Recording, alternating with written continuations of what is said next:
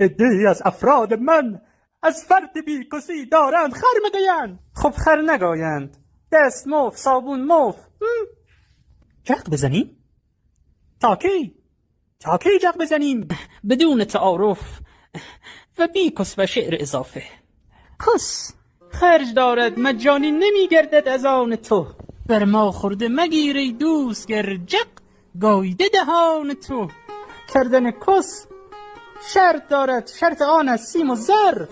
بدون پول نمیگردد نصیبت گیر خر. لااقل به ما یک وام بدهید تا بدوانیم قسط بکنیم. قسط‌هایش را هم خودتان بدهید. میدانی فرق رو دادن با کون دادن چیست؟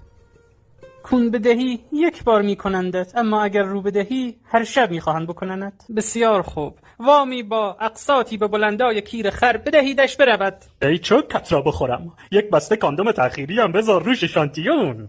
عرض نکردم مسئله این جماعت مسئله این است که کون بده، کالا بده، یه چیزی هم بالا بده. خب ملعون، برو به کس پیرزال و واشر سرسیلندر پیکان فکر کن تا آبت نیاید. از شما چه پنهان؟ من مشکل نعوز هم دارم. اگر موقع گئی شما بیایید و نر مرا با دست نگه دارید، دیگر اوج مرا و مردانگیتان را نشان دادید.